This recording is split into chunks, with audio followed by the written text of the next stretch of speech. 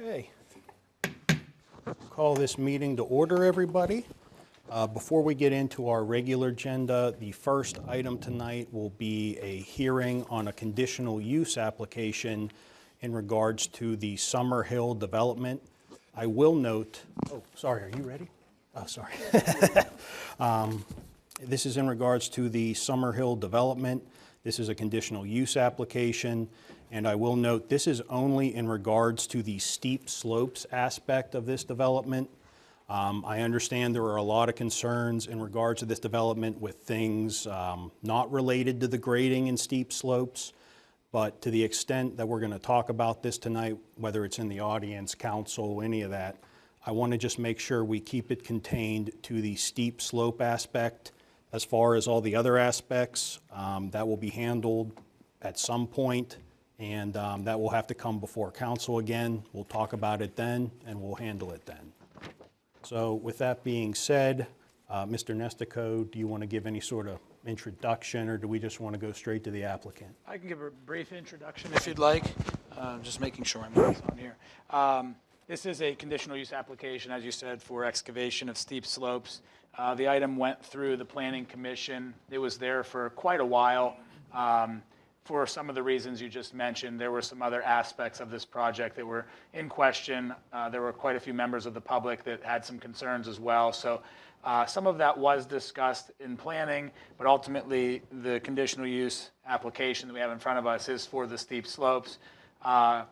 Planning Commission did pass this off to council with, I guess, 4 recommendations, if you will, and we can go through those. But they've been addressed by the developer. Staff has a comfort level with the things that have been submitted to satisfy those 4 different conditions. And really, I think only 2 of those conditions relate to the excavation of steep slopes. The other 2 are kind of that initial part with the land development side of it. So the developers here, they can certainly speak to the project, but this relates to, again, the excavation component of the project.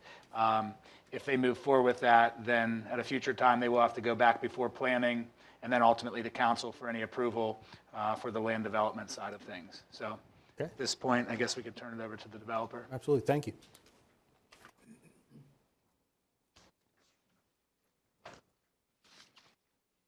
Good evening. I'm Jeff Parabeck with Ascent Consulting and Engineering. We're the engineers representing Summer Hill Development.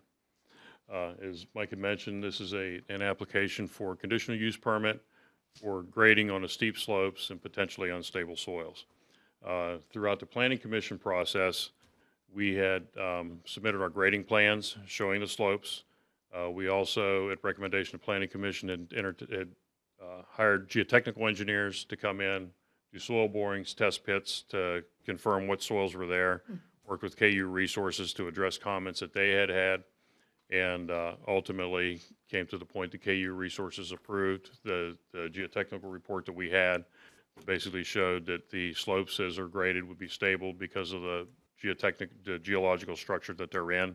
The concern originally was with the red bed soils, but in doing the geotechnical investigations, the drillings, and also the additional test pitting requested by KU, we determined that the upper end of the slopes, where this comes to the adjoining properties, are basically would all be in rock, stable rock, and that the red beds are actually much lower in the soil profile in this area. Some of the other questions that came up was also reforestation plan that we hadn't provided originally, but we have more recently. And with that reforestation plan, what we're going to be doing is essentially on those slopes, we're going to plant not only conservation seed mixes, which includes a lot of native seeds and flowers and forbs and those sorts of things, but we've also incorporated tree seeds into the mix. We got recommendations from Ernst Seed Company, who provides a lot of conservation plantings in the area, to what trees would be best considering the aspect of the slope relative to the sun for potentially being somewhat dry. And there's a combination of trees that would be larger as well as smaller, more shrubby type things. And then along with that, we've also added to that basically tree seedlings as well to basically get the forest the forested slopes reestablished in a much quicker fashion. One of the things we chose not to do was to go with much larger trees because of the slope and also because of the lack of watering and things like that. Those would have and as well as deer browse, would have probably a less likely ability to survive, or less tendency to survive, whereas the smaller trees, the seeds, that would just jumpstart the succession. There were a few other zoning issues relative to some turnarounds and things like that that really aren't appropriate or necessarily subject to the conditional use permit application for grading and the steep slopes and the soils. However, we provided to staff some alternatives in the areas where there were some concerns with driveways and things, basically to show that we had other ways that we could do that, and that wouldn't necessarily extend the amount or change the grading in the future as we work with staff to address those issues with zoning. So we're comfortable with the grading that we have, and some other things were stormwater management and things like that we adjusted to go with the potential concern for some of the soils and stability relative to infiltration of water. We've changed actually from DEP's normally recommended infiltration practices to a different methodology allowed by DEP, and we've met with Jim Pillsbury at the Conservation District to present those preliminary designs, and he's pretty well concerned that meets the requirements that DEP has for managed release concept for stormwater management versus infiltration. Yes, sir. I just received a text. One of the people viewing said they can't hear anything. Oh, okay. Maybe. Okay. Please don't make me start over. Yeah. No. Thank you. Yeah, you're on there. Okay. All right. Yours is, mine is, but Michael doesn't sound the same when you're talking through. I don't know. Mine should be on as well. Was that mic on? That mic has been on. Yeah, I can hear it overhead. It sounds like they may have turned it up a little bit.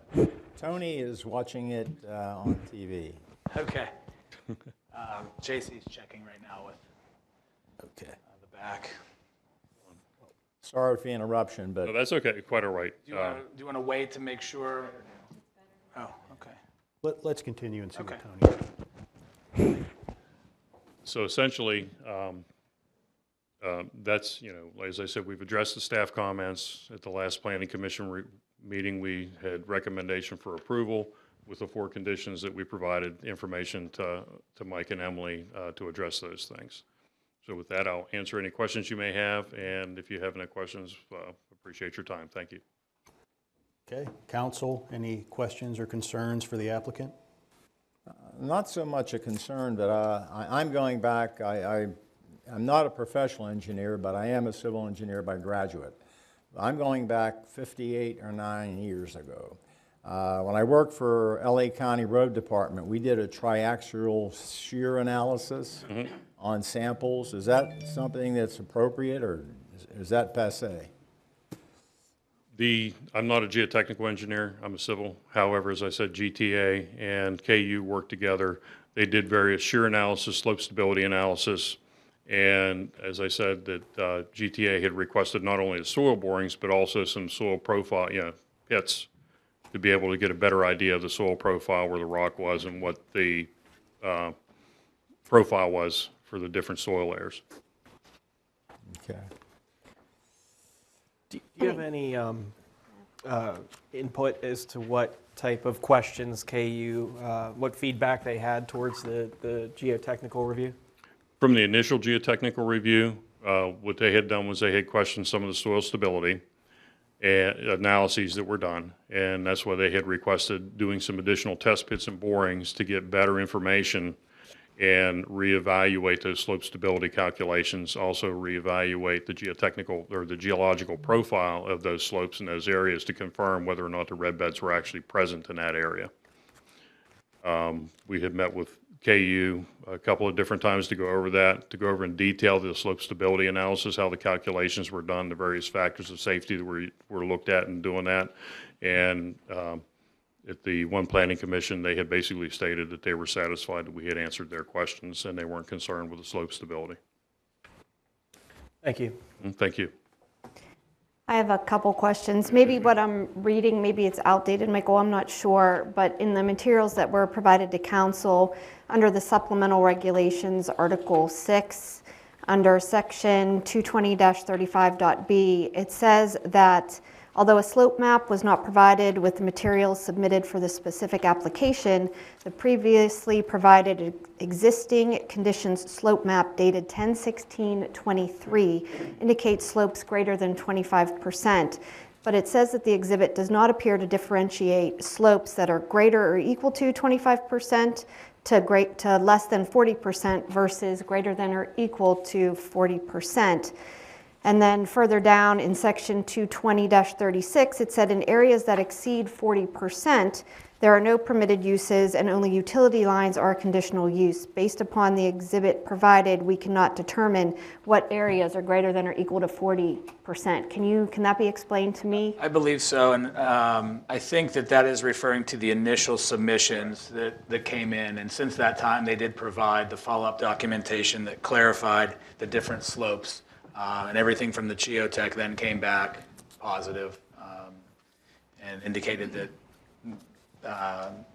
everything fell in line with the expectations and compliance with the ordinance. So that was, I think, from the original submission at the very outset of the project back in 23. If I'm not That's accurate. Okay.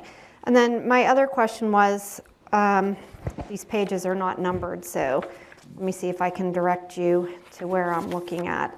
If you go to past the code, well, actually, it's still part of the code, section 201-74, and we're talking about the cut of the slope being 2H versus 1V or 3H versus 1V, which is in the 3H versus 1V and 2H versus 1V is in number 4. It says that you still are going to need and agree on a cut analysis methodology with KU. Is that something that still has to be done, or is that something that's already been determined? I apologize. I'm trying to read here what you're referring to, and I don't know if you have a response to that. As I said, we had, in the last planning commission with KU, we had responded to them, gave them new analyses that had asked, addressed the different questions that they had for the various factors that were used in the analyses, and also considered some of the additional soil datas from the profile pit excavations as well as the additional soil borings that they had requested. And essentially they were satisfied that the slopes were going to be stable based on all that. That's correct. And just to follow up, and I apologize. So that comment was from August of 24, and then that's whenever we did the follow-up geotech, and he did attend the October meeting and indicated that, again, Right. that was resolved as well. So that was an item, or I guess a comment that was addressed previously before planning commission Okay, approved. I knew that because of going to the planning commission meeting, but the rest of us didn't know this, so I just wanted to clarify that. Thank you. Okay. Okay. Any other questions or concerns from council? Just as a little follow-up on what I did mention, can we hear back, not tonight necessarily, but whether there was a shear analysis done on the samples? There was definitely direct shear analysis that were done. I'd have to check on triaxial shear. Okay, good. Would like to hear. Sure. Okay. That's it from me. Okay. Last thing I'll ask is, sir, the applicant's fine with the conditions from the municipality, correct? Because it sounds like you've been working with us. Yep, I see you. That's correct. Thank you. Do you have anything further tonight, sir? No, sir. Okay, thank you. At this point then, I'll ask for public comment on this matter only. There will be a public comment for anything and everything later in our meeting, but right now with the stenographer, if anyone has any comments in regards to this item specifically, now would be the time. Okay, seeing no takers, I believe at this time I need a motion to close the public hearing, please. So moved. Second. Thank you, Jamie and Matt. All those in favor, please say aye. Aye. Aye. Okay. Public hearing is closed. Thank you, everyone. That brings us to our next public hearing. Public hearing for proposed amendments to the 2024 operating budget and presentation of the 2025 operating budget.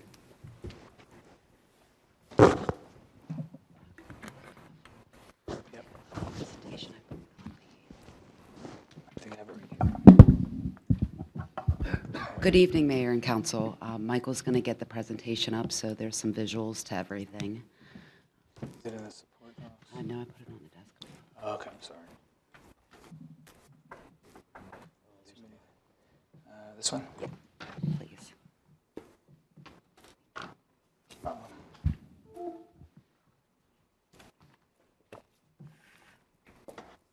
Okay.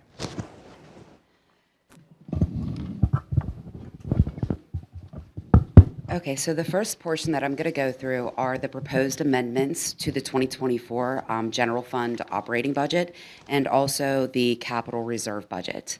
The first section is on the left-hand side, and it is involving 3 different departments. The first is the administration salaries, which need to be amended to account for the addition of a new staff member in the finance department. This position was approved after the formulation of the '24 budget, and therefore the original budget did not reflect the associated salary and benefits for the new hire.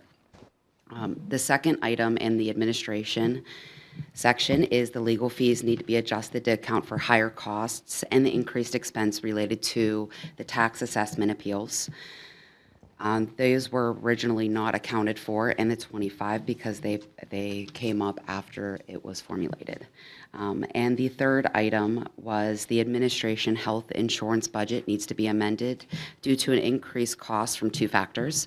First, a staff member experienced a qualified life event, which changed their medical from no benefits to employee and spouse coverage. And secondly, the new hired finance department employee was added to the insurance plan.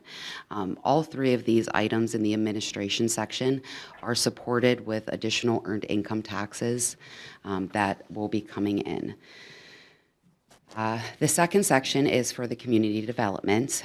This is shifting $100,000 from salaries to contracted services.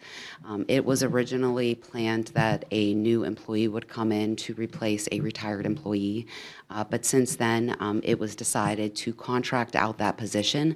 So the funds that were earmarked in the salaries will now be shifted down to the contracted services. And the third section is under the Recreation Department. The contracted services are being increased $8,000 to account for additional programs that were rolled out this year.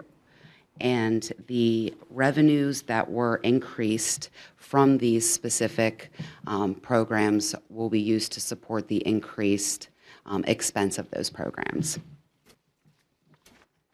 On the right side of the screen, you'll see a couple amendments for the capital reserve budget. These include road improvements, which is the old William Penn Bridge underwent a PennDOT inspection early this year that we're all well aware of. The bridge is currently down under repairs. The weight limit was reduced from 16 tons to 6, and this significant change affected both buses and daily traffic. As a result, an emergency repair was needed, and this project is supported by a grant awarded by the Department of Community and Economic Development. Additionally, the police department was awarded a grant to help purchase a new vehicle, as well as handguns and tasers. These were not a part of the plan last year because we were unaware of the grant being available. So we received the grant money in and made those purchases, but no additional funding from our budget was needed. It was fully supported by the grant. The third item that is being proposed for an amendment for the capital reserve is an emergency replacement of the HVAC unit at the administration building. This was required when a portion of the building's heating and air conditioning system completely failed. This was an unplanned expense, which we used unreserved fund balance in the capital reserve to support. Total amendments for the general fund were $61,949, and total amendments for the capital reserve were $685,550. Okay. Council, questions or concerns about the amendments? I just have to say those have grants are awesome. Yeah. one general question. Just the legal fees, are we confident that's all additional that's going to be needed, or how do we estimate that would be the Well, we typically have specific legal fees that come through on a monthly basis to support council meetings. If we know projects are coming through, we can usually earmark some more funds, knowing that big things are coming through. But it normally ranges within certain things. What we didn't anticipate was the amount of appeals that are coming through and the need for trying to, go to court and see if they're really appropriate. And as far as I'm aware, I don't think that we'll be going for any more appeals this year. So I believe the only expenses that we should be experiencing from this point to the end of the year are the typical solicitation fees that we have. I can say the deadline to appeal this year is well over, so it should just be regular legal fees going forward.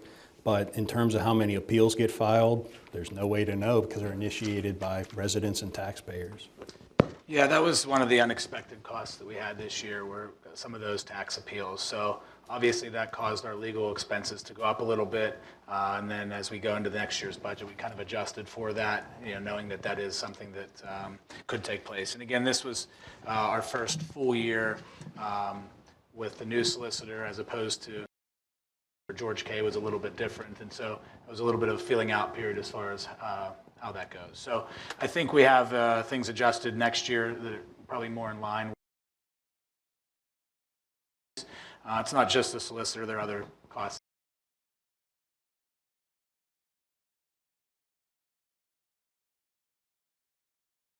Do we prepare the grants in-house? Sometimes, yes. Sometimes it's a contracted for grant writing. I believe all the ones for this year were done in-house applications. So the police department applied for a few grants. A couple other ones were done by administration side. Yeah, that's correct. The police, they did apply for their own grant, so the administrative staff on the police department submitted that grant. In fact, kudos to them. They've actually applied for a number of grants in the last several months, and I think they've gotten 2 or 3 other grants as well. So things like this keep kind of trickling in, which is a benefit. So they've been pretty good at their grant writing abilities over there. And then the bridge grant as well, that was an internal one. So we haven't, JC is correct, we certainly could hire someone to do some grant writing. There are times when that is warranted, but thus far we've been doing a lot of it internally.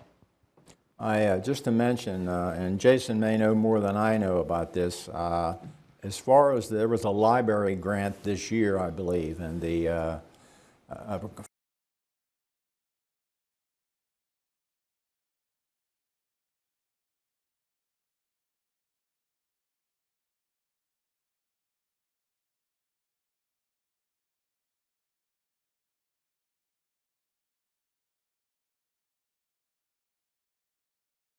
regards to the parking lot repairs that will be taking place next year.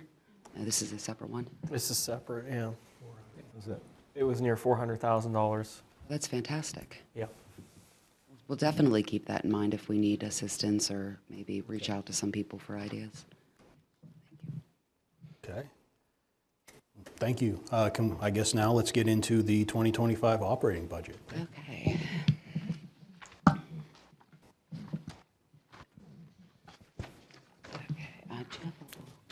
Yeah. Shorts. There you go, all you. Okay, so during this presentation, I'll go over the overview of the operating budget for the general fund, the capital reserve, the parks, and the special purpose. I'll go a little bit into detail about millage and some other little things that have popped up and some changes, but it should be a pretty good overview that we can kind of go into depth if you have any questions. Oh, that is very small. Okay. So the total operating budget that is proposed for 25 is $17,279,311. This is excluding interfund transfers. The general fund is proposed to have $10,751,007 of expenses, which is excluding interfund transfers, which is a 1.7% reserve is anticipated to have $3,823,100 in expenses, and that is a 12.41%. The expenses that are proposed in the capital reserve are the same as what was reviewed in August, with one change that I'll get into in a little bit. Debt service remains at $417,113. In preparing the 2025 budget, we're reducing the estimated value of a mill to $338,000 per mill, down from previous year. Historically, we saw an income growth here at about 1% annually, but over the past 2 years, the growth has averaged about 0.41%. Of 0.41%, so not even half of 1%. To avoid overestimating revenues moving forward, this adjustment reflects the current trend a little bit more accurately.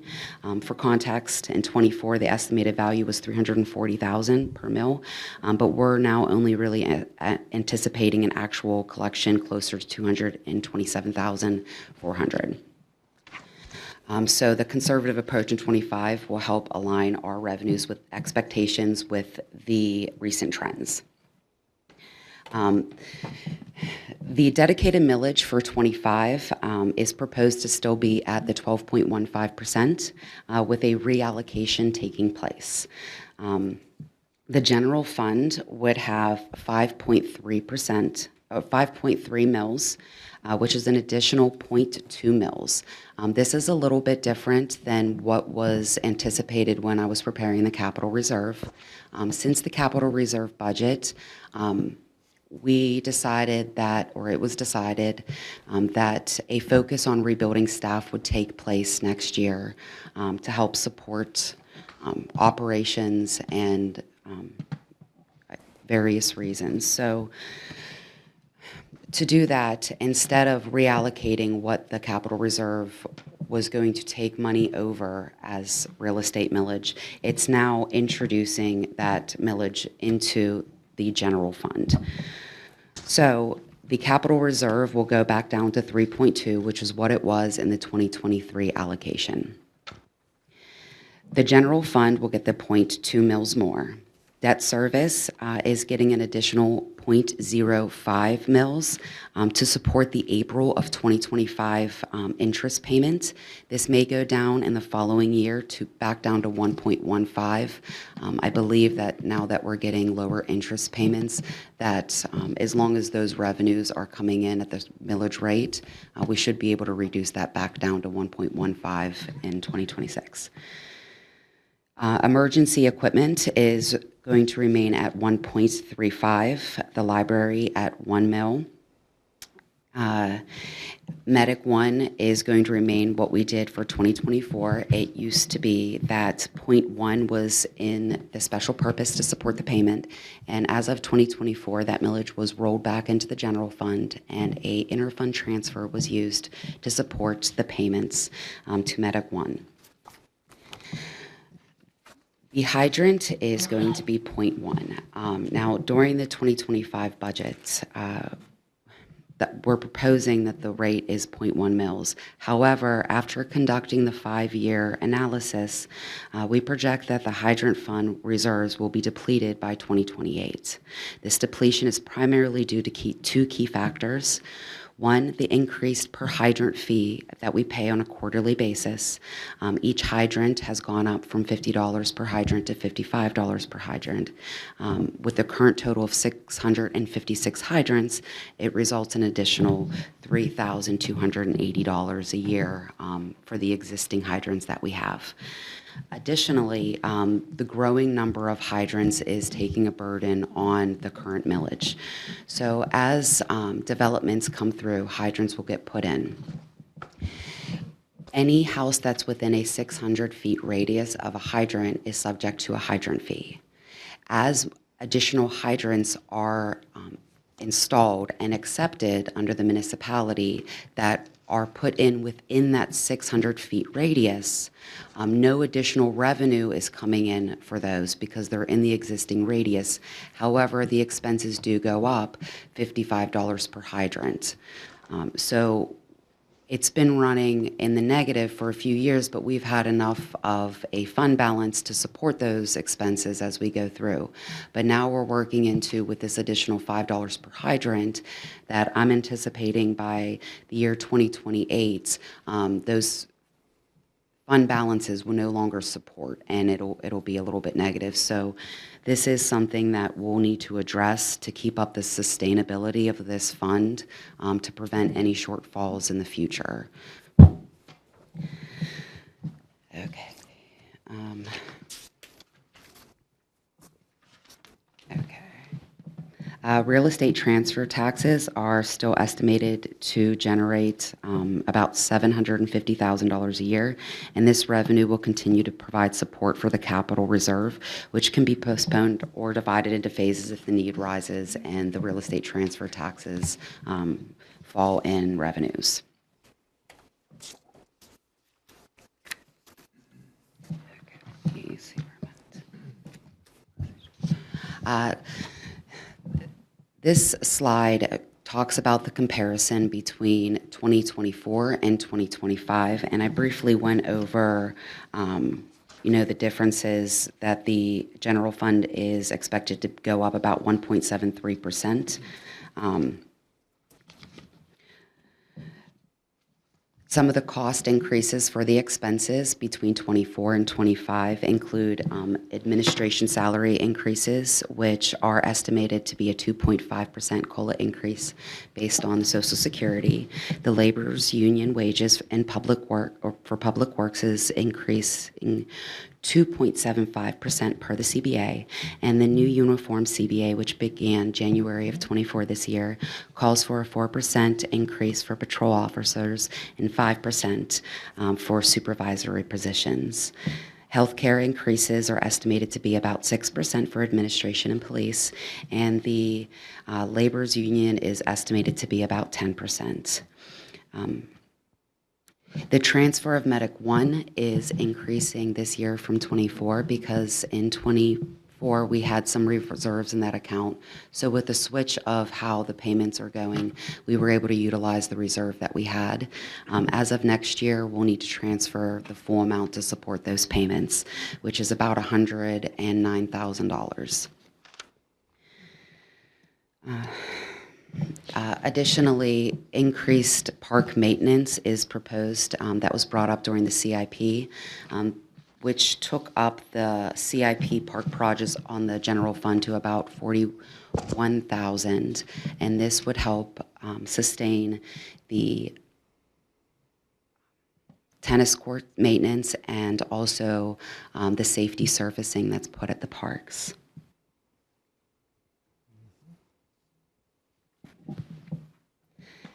This is a review of the capital reserve.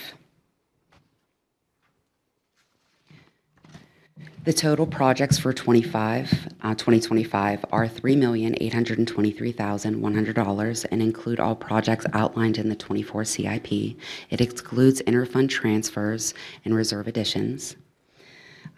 This includes $2,137,200 in street and infrastructure projects, $1,294,000 in building and land and equipment purchases, $50,000 for a comprehensive plan study, and $391,900 in park improvements.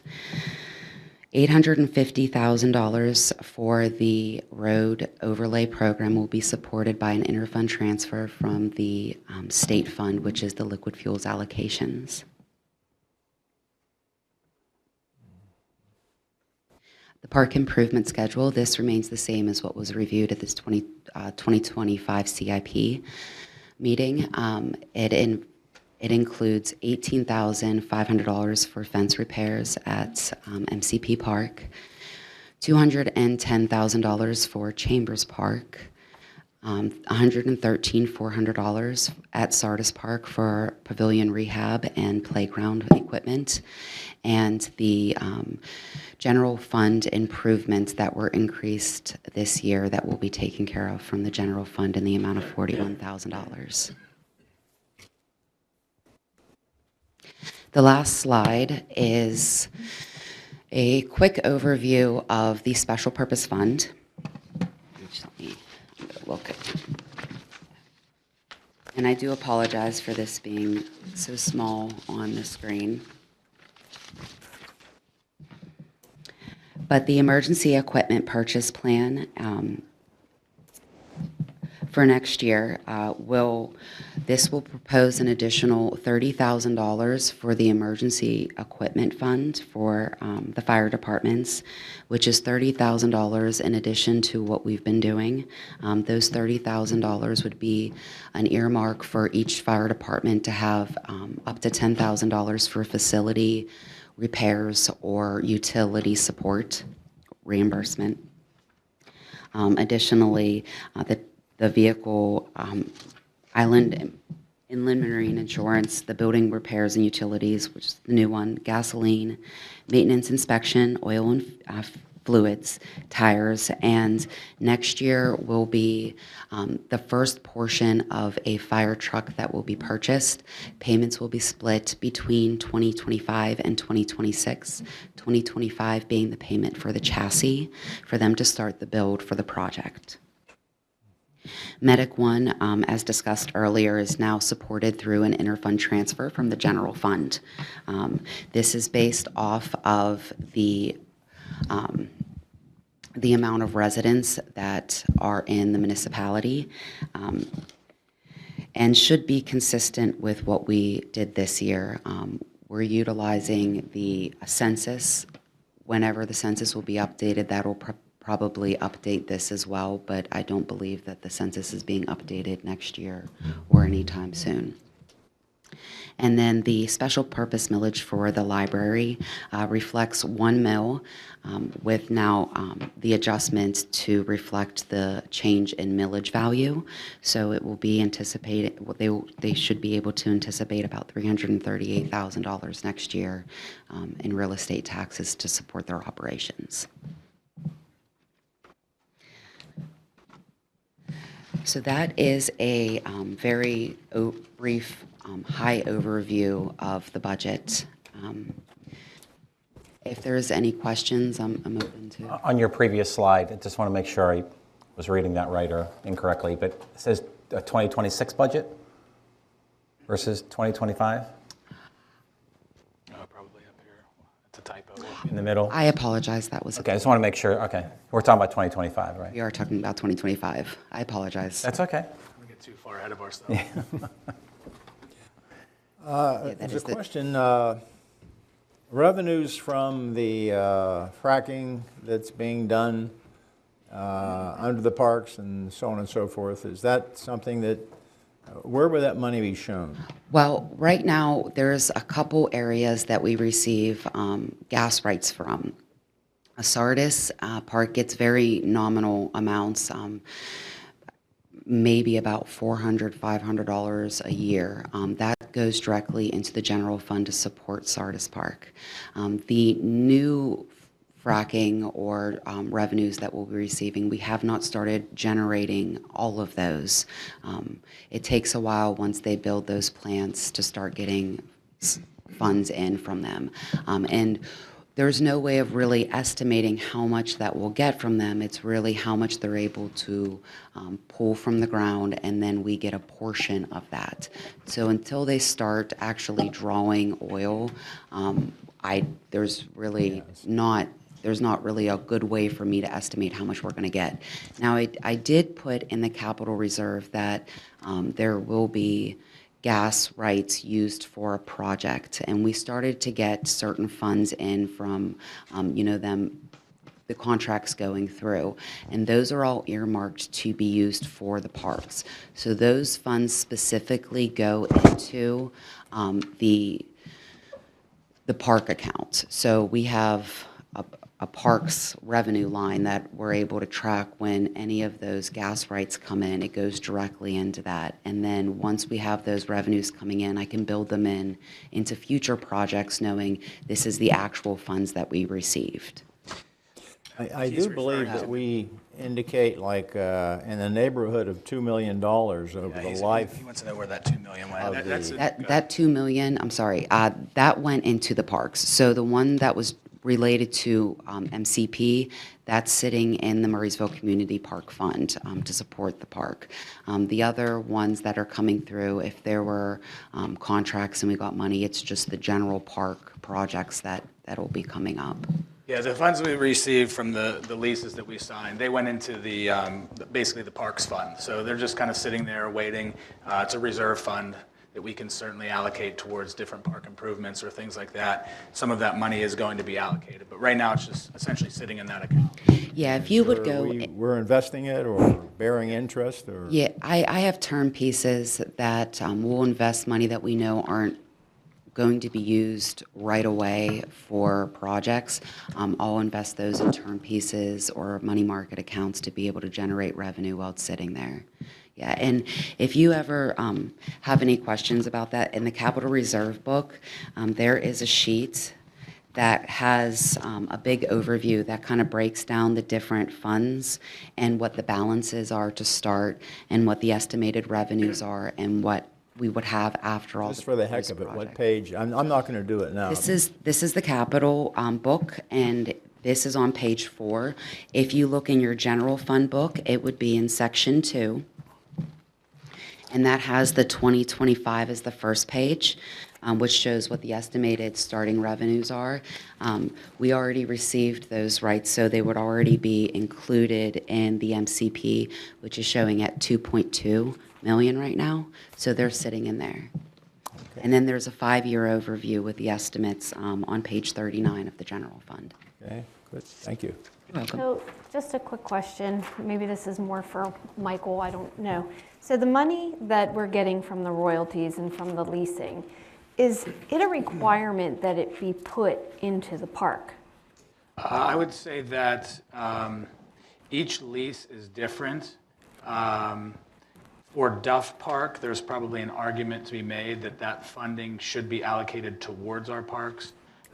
For MCP and even Kovalchik, I don't believe there are restrictions within those deeds. And so those funds technically could be used elsewhere if need be.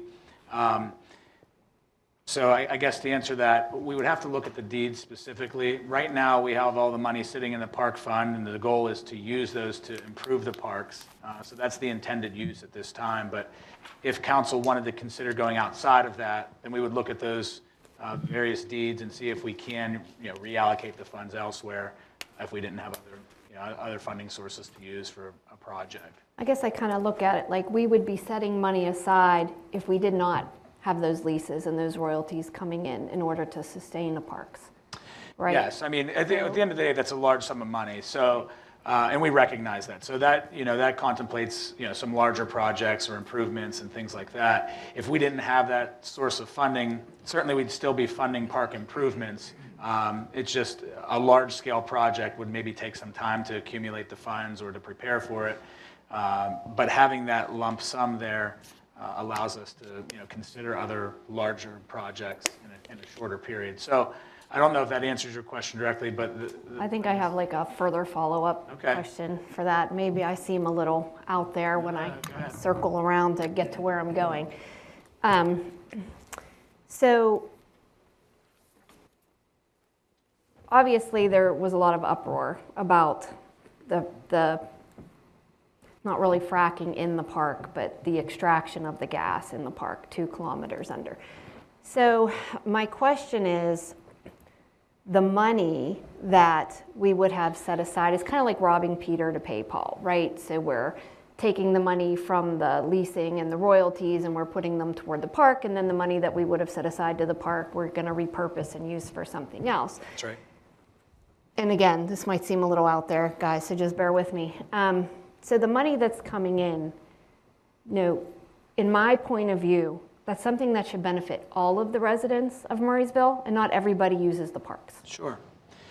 Fair enough. So if you take a look at the park improvement schedule as an example, roughly $350,000 going into the parks this year. So whether or not we had that source of funds come into play, we're allocating a certain amount of money to the parks. So you can look at it as different buckets. You hear that terminology. So unless we came up with a big, large-scale project, say a $2 million park improvement project, the funds that we received for the fracking leases, we're allocating it over into the reserve to compensate for projects like this.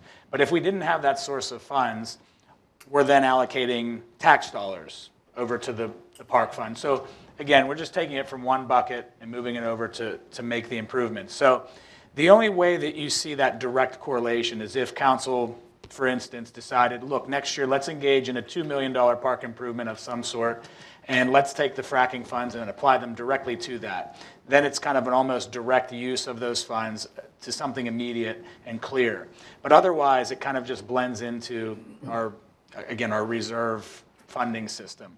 We have the money set aside. When we conduct projects, again, like these $350,000 worth of projects, it's coming out of that bucket, it slides over. If those funds aren't there, we're just pulling tax dollars. So all of that to say, the long-winded answer is, in some form or fashion, the entire community benefits from that source of funding, whether it goes into the parks in this fashion or whether it goes in through a direct project. But a direct project may not contemplate everybody benefiting from it if it's a certain, if it's a children's play area, right? So then it only benefits a certain segment. So as we sit right now, we don't have something like that in mind.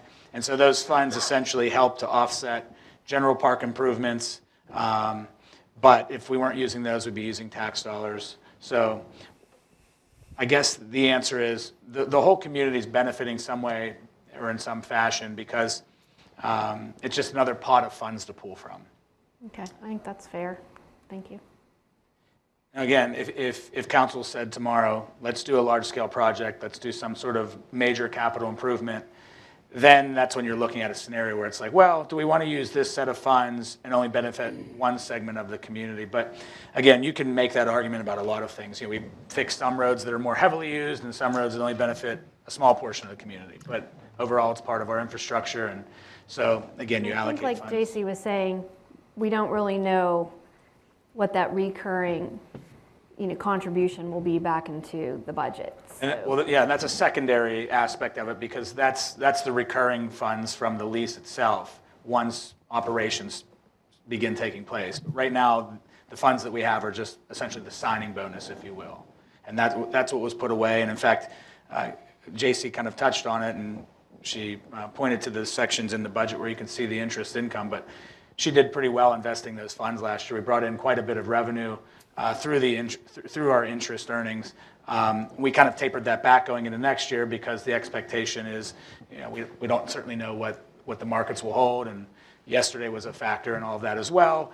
So we kind of scaled back some of the interest expectations for next year, but we did earn quite a bit with the funds that we do have set aside in reserve. Can I mention two things? So I think the approach to put those funds for the contract of the gas lease to MCP or the parks was because those revenues were derivative from that property itself. So I think that approach was just taken in, we're getting the revenue from this specific property. We'll put it over here because we know that this is a part of the park comprehensive plan and there were a lot of things that might be coming up and projects on play. But like Michael said, if council would deem there be a more important project or something else they would want to reallocate, that's always a possibility. And as for interest, just to mention, they are anticipating 4 rate cuts next year. So I was a little bit more conservative, at least in the general fund. I typically don't like to build support for expenses utilizing revenues because you never really know what's going to happen. So I try to be very conservative when it comes to the interest rates and what we'd earn. If we get a large sum, that's great. We have it to support if expenses are increased and we have to do an amendment, or if we move forward, we now have some fund balance that we can dip into if the need arises. But I try to not really earmark we're in anticipation of a lot of interest because the market's just, I don't ever really want to count on that as a solid piece of income to support expenses. So just Thank you. Okay. Any other questions or concerns from council? Just one quick one. Thank you for the presentation. It was very thorough. And I may have missed this, the engineering expenditure looks like it goes up approximately 45%. Yes, so a part of the rebuilding staffing levels, the proposed individuals would be an additional police officer, an additional truck driver to support the increased roadways that I believe we spoke about that earlier in the year. A replacement individual for the community development department, and then an engineering technician for the engineering department. They've been running on with one person for a while now, and it used to be a two-person department. And then also shifting contracted housekeeping or maintenance over to an internal personnel. We believe that we'll save a little bit of money and then get, more availability for, maintenance needs around the building. Okay, thank you. So that was a person, a new employee. Yes, sir. Thank you. You're welcome. I think just to kind of touch on that, JC addressed that at the beginning, but it kind of gets lost in the discussion. I think it's important to kind of maybe summarize for council that really the big changes from last year to this year really only revolve around staffing costs. And JC just explained that there are 4 or 5 positions that we're trying to fill. We think that that's going to provide a big benefit to the municipality and the overall operation here if we can get some of those positions filled. Again, with Public Works, that's a need based on the roads continuing to increase. The road mileage continuing to increase, police department, the needs of that department. But internally, from the administrative side, I think that we're recognizing that we are a little bit short-staffed, certainly as compared to what we used to have, but also just in regard to kind of the demand and the volume of work. Now, that engineer position, just to, again, highlight that, that's something that we kind of see playing in conjunction with what we're going to be discussing later tonight, the stormwater fee. And so we have some things that we're not doing in that engineering department that we need to be doing for our MS4 program and some other aspects as well. So I think that some of those positions may play into the fee discussion this evening and kind of some of the larger plans that we have for the work that's going to be done by staff going forward. And so again, I can certainly elaborate further, but those are the big changes that you will see from last year to the coming year. And again, based on the decision of council several years ago to reallocate or reshift the way we implement taxes in the community, the earned income tax basis, that kind of coincides with some of the increases that you see in the overall cost increases from year to year, inflationary costs, things like that. So that's why you don't see a really heavy dose of changes from last year to this year. There aren't a lot of things that are really drastically changing from year over year. The tax costs, and this year the only big changes are those different staffing positions that we want to fill. So there aren't really any other major items in the general fund budget. Certainly in the capital improvement budget, we have some projects that we need to engage in, but from a general fund standpoint, there aren't a lot of big changes year over year. Okay, wonderful. Okay, seeing no further questions or concerns. Oh, and JC, thank you so much. Oh, you're welcome. I did want to note one thing. I said there was a change to the capital reserve. I am shifting an additional $900,000 over to the capital reserve next year, which is different than what was proposed in the original CIP. This was due to the shifting of the millage back to the general fund to support staffing levels. And that $900,000, it nets out to about $600. I don't have the number in front of me, but if you would compare what I proposed to what you have today, you'd see that there's a netting where a little bit of funds goes into a reserve addition, and that shift over there will help cover the costs over the next 5 years for the change that was taking place for the millage. Okay. Forgot to mention that. Wonderful. May I touch on one other item? Absolutely, yeah. And something JC had hit on and may have got lost in the presentation there, the hydrant tax. That is something that JC has pointed out to staff internally, and something that she kind of hit on here, but I think it's worth maybe doing a little bit of a analysis on that. Right now, we implement a hydrant tax as part of your property taxes. That's 0.1 mils, so it's not a very substantial amount. It's only, I shouldn't say only, there are around 8,000 property taxpayers in the community that pay that hydrant tax. There are about 1,000 that don't pay it because they're not within the 600 feet of a hydrant. But what JC was alluding to in the presentation is that our fees to MAWC have increased in the last couple years, and so we're now dipping into our hydrant reserve, if you will, to compensate for that loss. Now, if you have your book in front of you, it's under Section 3, and again, these are not very big figures that we're working with here. Our hydrant tax brings in around $32,000 annually, so not a very substantial amount. But we do have a small reserve, small fund balance, and again, if you're in that Section 3 and you look at the top of page 44 there, that fund balance sits around $28,000 to $30,000, give or take, but we keep chipping away at that. And so I don't want to come out and suggest a tax increase going into next year. If there were one for the hydrant tax, it would be a very small amount, probably only 0.02 of a mil.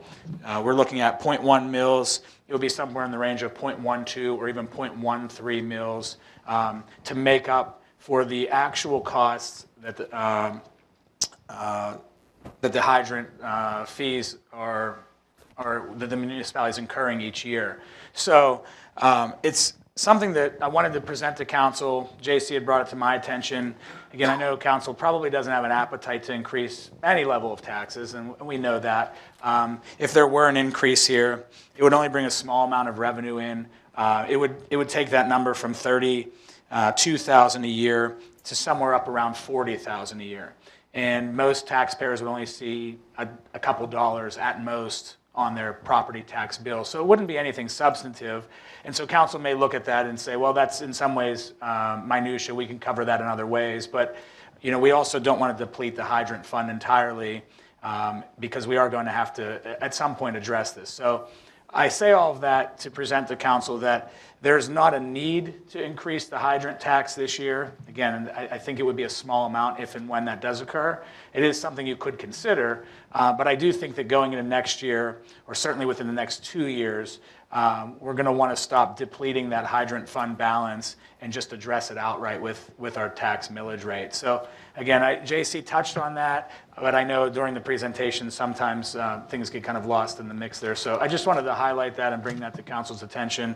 Again, these aren't very big dollar amounts, so it doesn't resonate too heavily, but it is something that we want to make sure that we're cognizant of and that we're not depleting that fund balance too quickly. So, Michael, why is 600 feet chosen?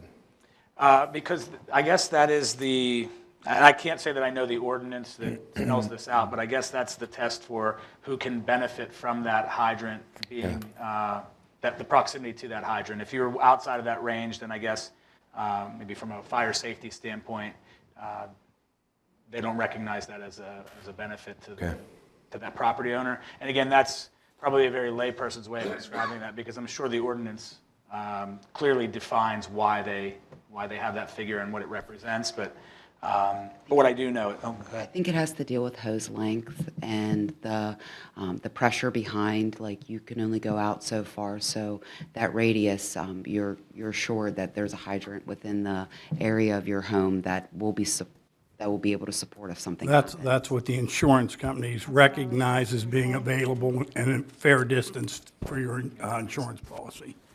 Now, just a quick comma on what Michael was saying. If you would turn to page 2 of section of the hydrant section, which is section 5, that's a 5-year projection. So the first page in all of these sections are past. So you look at the last 2 years, what the end of the year is, and what the next year's proposed to be. And then if you would turn to the second page in each section, it would talk about the next 5 years. So you can see kind of where we're looking at that the hydrant tax revenue is, and at the bottom, the expenses, and then what the fund balance would be at the end. And then you would see in '28, we'd start going into the negatives. Why in 2026 is it a decrease? Shouldn't it be an increase every year in the estimated budget amount? In the In the real estate tax, it's at 3.1. 0.1 mils. In 2025, it says 31.5, and in 2026, it's 39. Let me You would look at think it would this. increase every year over time. That's a very good eye. Let me look at this and get back. I think it's just a type, oh, I could be wrong, but I don't have my Excel sheet up to look at the cells and all the calculations. That might have been an error because you're right. It typically would just go up just a little bit. I will get that fixed. There's actually a typo on the first section too. So I plan on updating a couple pages for people.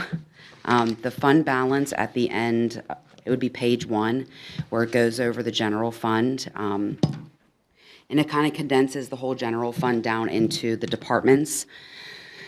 At the very bottom, at the end of 2024, it says capital fund projects, a transfer, and it says negative $2,008,000. That's a typo. That should be 1.4. So all of the work that's being done is based off 1.4. That was missed. So I do apologize. That'll be updated. And I'll look at that hydrant as well and see what's going on. And if that gets updated, I'll give you a new sheet on that one as well. Thank you.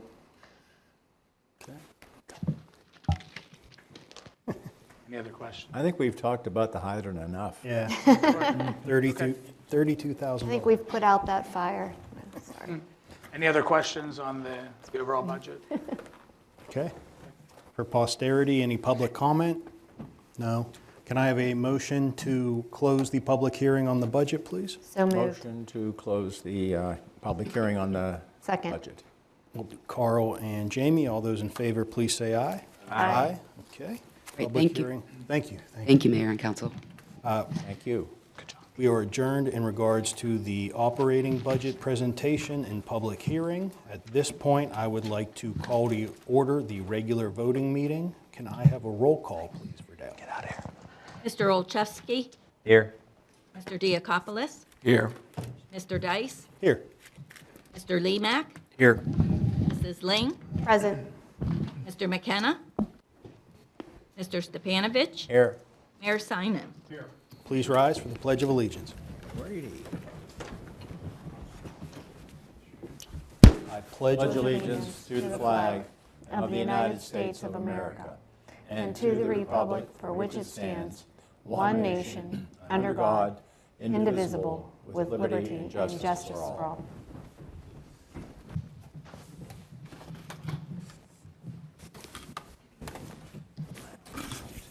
Okay.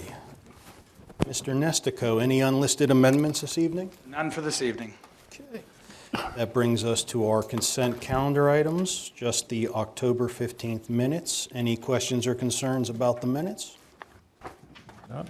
Hearing none, can I have a motion, please?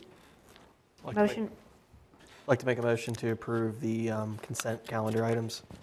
Second. Jason and Jamie, all those in favor, please say aye. Aye. Okay, thank you, everyone. That brings us to comments by the mayor. Thanks, Mr. Dice. First of all, as we all know, it's leaf time.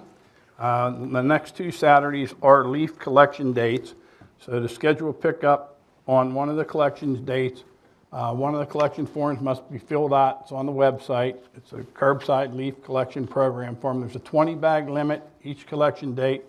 The deadline to sign up for each date is the Thursday before the pickup date, so it's coming up here pretty quick. Next is the thank you to our veterans, honoring all who served. American Legion, Post 711 would like to invite all veterans and their families and friends to the Veterans Day of Service at Murraysville Community Park. That's this Saturday, November the 9th at 10:15 a.m. State Legislator Jill Cooper and myself will be making comments. Pastor Dan Lawrence of Murraysville Alliance Church will be offering opening and closing prayers and remarks.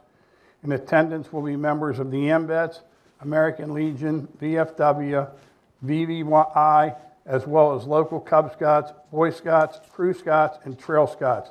The Murraysville Veterans Honor Roll from World War I and World War II will also be rededicated. All members of the community are welcome to attend. The Murraysville Community Library is having Putts for Pages. It's an inside event for join us for mini golf and fundraiser at the community library on Saturday, November 23rd. For all ages, 10 a.m. to 3 p.m., $5 per player, food and drink available for purchases. There will be raffle baskets. Register today to reserve your spot. It's at givebutter.com, MCL Putts, or scan the QCR code if you have a sheet. Next, another glass recycling pop-up event Saturday, December 7th. Again, it's at Veterans Field parking lot right up here next to us, 4200 Sardis Road, 9 a.m. to 2 p.m. Residents are also encouraged to support the Loaves and Fishes Emergency Food Pantry by donating non-perishable food items. Food pantry volunteers will be at the pavilion accepting drive-through donations during the same hours. The sponsors of this is the municipality, and Republic Services sponsors the event. Right around the corner, Santa at Sardis is Saturday, December 3rd from 1 to 4 p.m. If you haven't attended this in the past, it's a real nice event for the children. Try to plan ahead so you're able to be there. Lastly, we have a Murraysville Recreation Hot Chocolate Hikes. Saturday, December 14th at McGinnis Reserve, parking off Hunter Drive, Murraysville 15668, time 10 a.m.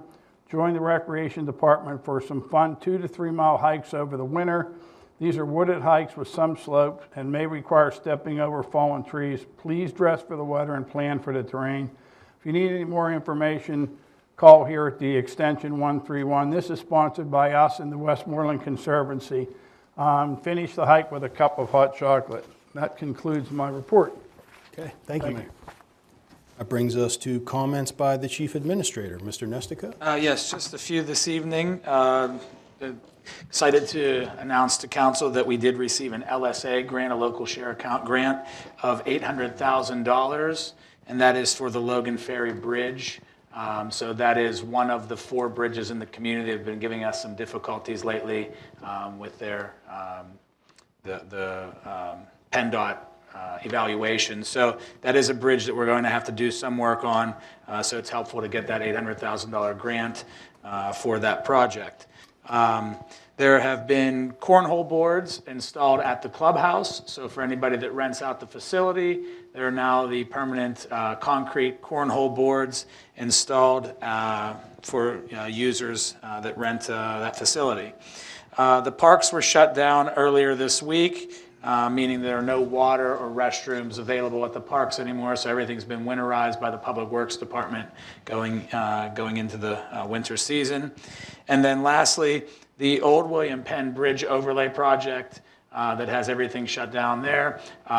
They did finish the overlay part of the project, and so now it's just in the curing phase. So I don't believe you'll see any workers out there, but they are, I think it's a 21-day curing process, and I believe that finishes and wraps up just before Thanksgiving. So we're working our way through that project, almost done. I know it's been difficult for some of the parts of the community, but we're almost there, and once we get that done, that bridge should, the load rating should improve, and we should be able to get some heavier vehicular traffic across the roadway. So that's all for this evening. Okay, wonderful, thank you. That brings us to community input. Thank you. And let's go to liaison comments and committee reports. Jason? Thanks, Dane. As the mayor mentioned, the Putts for Pages will be later this month. So sign up for that if you're interested. Personnel-wise, we're still in search of a new library director, and we will need some board members next year. We have a few terms expiring, and we'll be advertising for that. The next meeting's November 21st. Okay, wonderful, thank you. Carl? The Parks and Recreation Foundation met here within the last week or so. There was sparse participation, and I bring that up just to say if we do have citizens that anybody knows who would like to be a part of the Parks Foundation, we'd certainly welcome speaking with them about that. So now the next meeting is going to be held this Friday at 9:30 in the morning in the adjoining room here to the council workroom.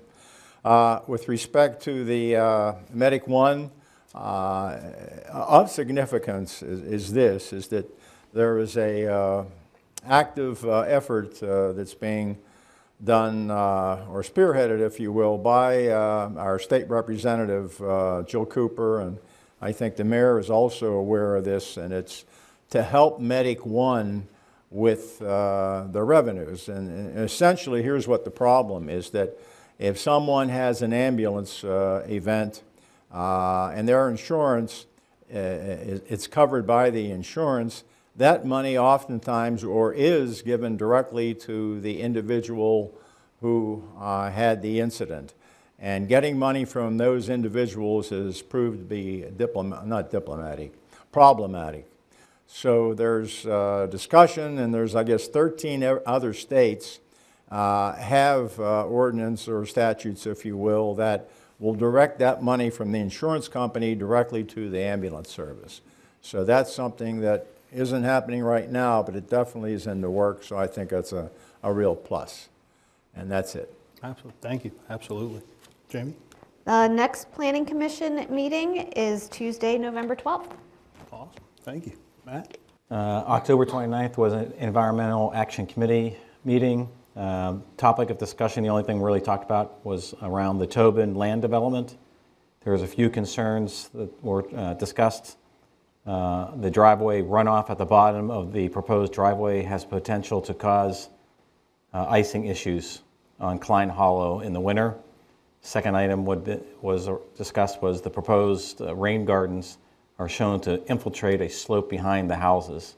And the third item that was discussed was the question that came up as if the developer has reached out to the gas line owners about crossing and installing driveways on the right-of-way. Awesome. Thank you. Eli? Yeah, the pension fund committee will be meeting a week from this coming Thursday. That's the 14th of November. We'll provide an update at the upcoming next council meeting. Thank you. Wonderful. Yep. Okay, that brings us to our workshop items. Only one item tonight, and that is a discussion of engineering services for stormwater fee analysis and reports. Mr. Nestico, you want to give us an overview, maybe? Sure, yes. So this is an item that we discussed about a month ago, and when we came in and talked about the stormwater fee, one of the big items, as you recall, the community in order to be able to properly examine the fee structure. So we reached out to a number of engineering firms, and they all seem to be able to provide the service, but staff's conclusion is that the proposal from LSSE, that's Lennon Smith Solarette Engineering, seems to be the best option for the municipality to engage in the aerial survey of the community and to begin to put together a stormwater ordinance to implement that fee. And so this is something that LSSE seems to specialize in or have a small specialty in. They have done this sort of a aerial analysis and survey for a number of local communities, including Fox Chapel, Brighton Township, Findlay, Moon Township, and several others. I did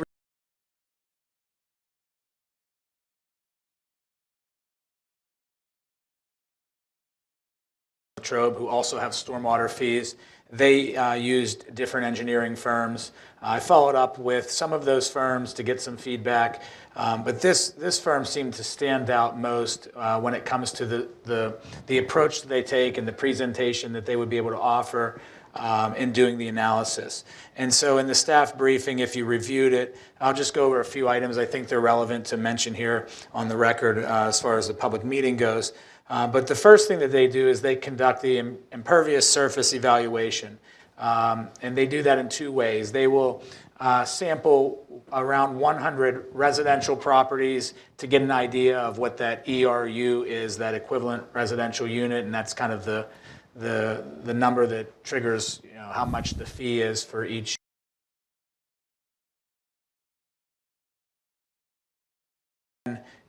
Do an analysis of all of the non-residential properties. And so that includes, as you can imagine, over 37 square miles, quite a few properties in the municipality. And that's where you see the majority of the proposed fee, $20,000, is just for that evaluation alone. And so there are a lot of properties that they would be evaluating to try to establish how much impervious surface they have on their various lots. While they are doing that evaluation, other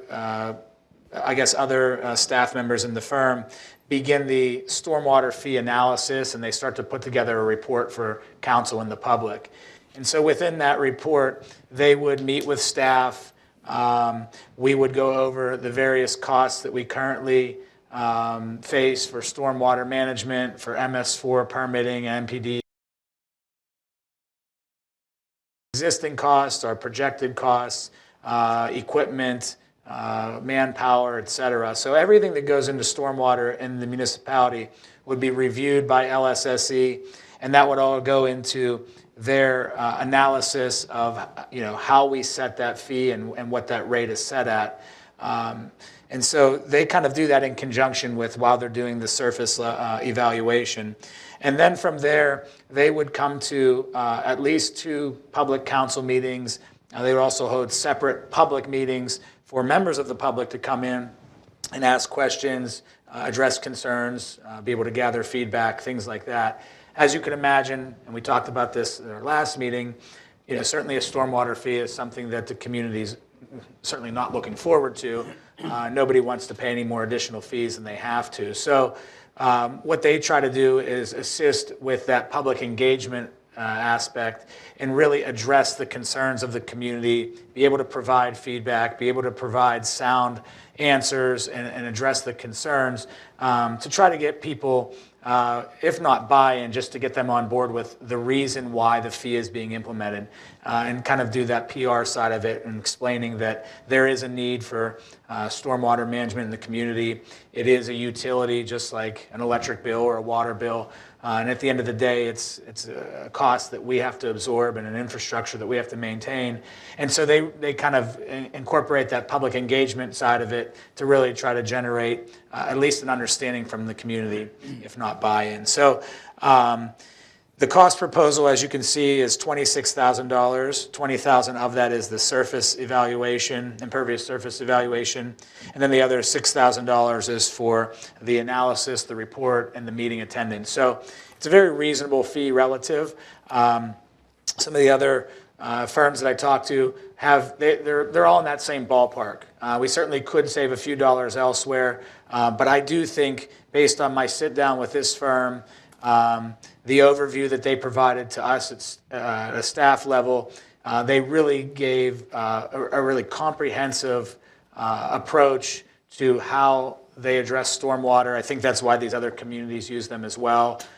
Some of that information is available publicly. Fox Chapel has all of their stormwater analysis on their website. It's very thorough, it's very complete, and I think that it helps to then, of course, work towards implementation of the fee in the community. So this is the firm that staff would recommend we consider. It is listed as an agenda item this evening, but I understand this is council's first time really going over this and being able to ask questions and examine it. So there's certainly not a need to vote on it tonight if council doesn't have a comfort level, but it is listed under the administration section for a vote if you'd like to consider that. So I'm willing to, I'm open to answering any questions or providing any clarification or feedback. But that's I guess a rundown of the stormwater fee analysis that's taken place, I guess, over the last month or so. Okay. Council, questions or concerns? I have a number, but perhaps others. I just have a real quick one, Mike, just to clarify something you said.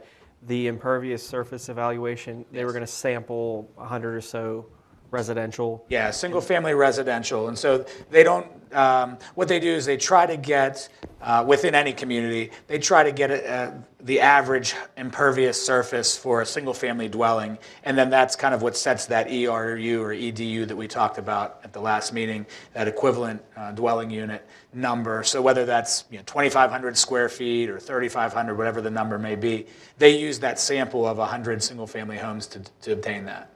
And then they look at every other property, so every other commercial property? Yeah, they have to look at every commercial property because, and again, some of this we discussed before, but just to be clear and provide the full context of it, they do that, the analysis of 100 single-family homes. They find that average number. That becomes the number for one ERU. We'll use a base number of 3,000 square feet of impervious surface. But every single-family home is then assessed at one ERU, whether you have 2,000 square feet of impervious surface or 4,500. So every single-family home is assessed at one ERU. But when you get to the non-residential properties, then it's based on that ERU number over your entire impervious surface. So you may be assessed at 5 ERUs or 15 or whatever the number may be. And it's that multiplier of 3,000 square feet or whatever it's set. So hopefully that's clear, but that's how they obtain that number. They use that single-family dwelling analysis, but then every single-family home, regardless of impervious surface, is assessed at one ERU. Non-single-family are assessed at the actual impervious surface of their lot. Thank you. You're welcome. I just have a comment, not really a question. So regardless of whether a fee is decided to be implemented or not, having this study done will really help the municipality in just determining what our cost would be. Is that right? Yeah. I mean, like, how do you even move forward unless you know what your cost is going to be? You have to have some type of, valuation. Yeah, I guess as you say that, you bring about a good point. Even if council ultimately decided down the road that they didn't want to implement a fee for whatever given reason, you would have a study done that gives you a much more thorough understanding of the stormwater utility that we run in the community. What our costs are, our fixed costs and our annual costs going in, our long-term costs, and what it takes to maintain that. So yes, even aside from the actual implementation of the fee, you'd have a pretty thorough understanding of what we're looking at as far as the stormwater utility. I'm looking at, I believe what you've presented and what the facts are indicate that the LSSE would be a good group to go with to do, if we choose to have them do what we're considering here.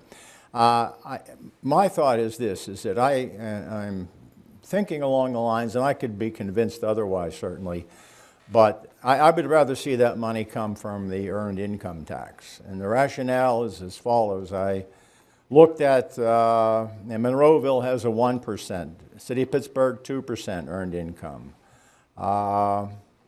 The Moon Township 1%, Findlay 1%, Brighton 0.5% to the municipality, 0.5% to the school district, Fox Chapel 0.5%, considerably less.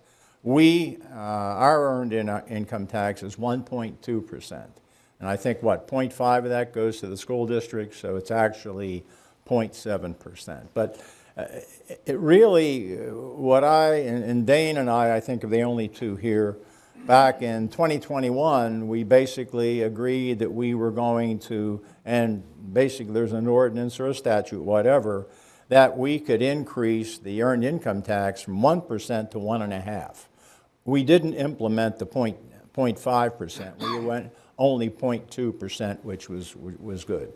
We even said amongst ourselves, we did this before an election. Is that not too smart? We did it, okay? But the idea and the thought is, you call it a fee, I call it an excise tax. We said that we would be good for 10 years without additional taxes. So I'm here waiting to be schooled. Okay, tell me, what's a tax? Is it an excise? Is it a fee? I'm against it. Get it from the earned income tax. That's just a general That's fair. So if I can address that, I think the biggest concern in going that route, and I'll try to address this in several ways, is one, we're looking at the stormwater system as a utility, right? And so that utility, of course, no different than an electric company or the water company, has its own infrastructure associated directly with it. And so it would be a fee, not a tax, because that fee would be basically paying for that utility to be provided in our community. And the reason why it would be nested in a fee, and some of those communities that you named that have their stormwater fees implemented, and they may have lower earned income taxes, but the earned income tax is something that's paid for directly by the residents of the community, whereas the stormwater fee is paid for by essentially users of the stormwater system. And that may be not only residents of the community, businesses, whether it be nonprofits, churches, if you will, schools. And so those sort of entities are also paying into that stormwater fee. And they are not captured when you talk about an earned income tax because, and again, we'll use the example of a church. You know, a church doesn't have individuals paying an earned income tax out of that entity, but they may have a large area of impervious surface, and it's contributing to infiltration into the stormwater system and ultimately a system that we have to maintain. You can see that and in other locations, there are universities, school districts, things that have a big footprint in a community. So in our community, there are certainly businesses or other entities that aren't paying taxes, whether it be property taxes or even an earned income tax, but they are contributing to and impacting the stormwater utility itself. They're putting water into the system, which is going into the pipes, which is part of what the public works system has to maintain.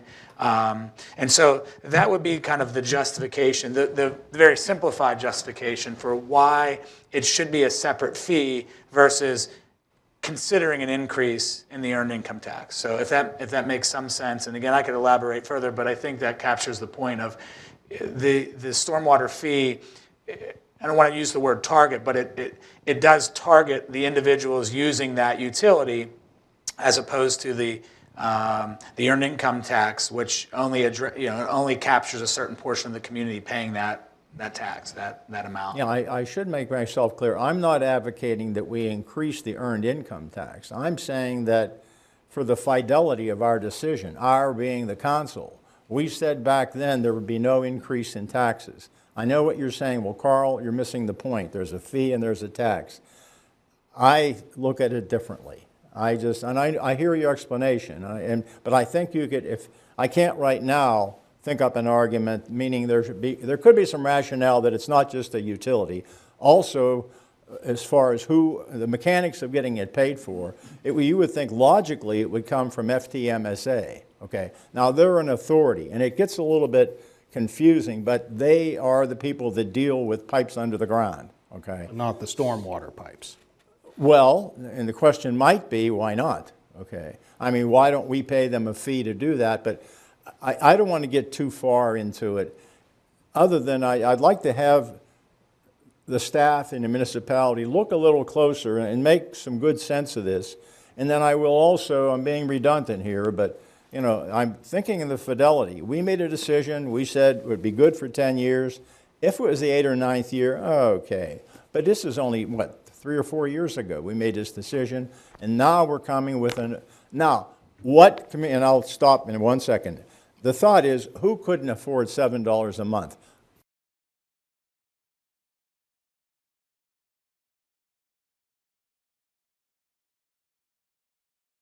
$25 a month for something else, when we said that essentially all those nuisances would be paid for by the decision we made in 2021, which became law January 1, 2022. I'm stopping. No, that's okay. And I think if I can address that, I think you make a valid point. And I think if I understand your question now, the idea being that, look, we raised the earned income tax. That was supposed to stabilize us for a certain period of time. We're going back to it, and now we're talking about adding another fee or a tax to the community. Okay, so I get that. And I think that's a valid point. And I think, in speaking to the community, I I recognize as a taxpayer and a ratepayer that, again, nobody wants to see their taxes or their fees go up any more than they have to. But the one point that I would make to that is part of the reason for asking and considering the study is to do a true analysis of the stormwater system that we maintain, whether you call it a utility or not. We do maintain that stormwater system right now. It is us, it's not the sewage authority. And so part of the situation that we are facing, regardless of that earned income tax increase, associated with maintaining that system that are just simply not contemplated in our future funding sources, whether it's the earned income tax, or whether it's a real estate tax or anything else. We have costs right now that we're going to be incurring that we don't have a revenue stream for. And so I think that, and that's not to say that the earned income tax was put into place and it was shortchanged in some way, or that they didn't have enough foresight to see what was coming down the road. It's just that the stormwater utility overall has kind of lingered there in the background, and we've just tried to tackle it year by year. And as I explained, I think at the last meeting when we talked about this, it's starting to kind of get the best of us. We have some significant equipment upgrades that we need to make to our machinery over there.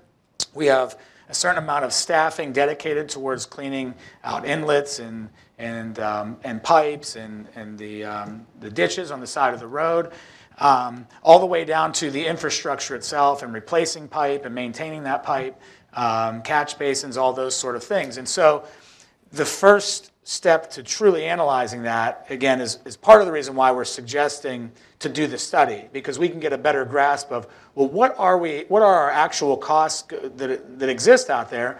What is being addressed? What is not being addressed? What's on the horizon that we either may or may not be prepared for? So that's one argument to support why I think staff is recommending the study. And then the second component of that is, once we do that, I think we're going to see that we don't really have funding dedicated or prepared to address the future concerns of the stormwater system. And then that's where that second prong comes in, I think kind of Jamie mentioned, is then that's when you would consider whether you want to even implement a fee or not. And I think if you do that study, it should show that. But even if it doesn't, or it's not convincing enough, then you kind of go to Jamie's point and maybe the point you're making. Well, look, we have other revenue streams that we can address the needs that we do have or the ones that we do recognize, but we don't want to go to the full extent of putting that fee in place. So that would be my only response to that. And I think what you're saying is very valid, and especially considering I wasn't here when the earned income tax was put in place, but that resonates because that sounds exactly like the discussion that would have taken place. Jim was in your position, and Diane was the finance director, and Dane and I were here, and obviously others. Sure. Just one comment. Bill's here. Does he have some insight on this? We put him on the spot. I'm sure he can elaborate. Sorry, Bill.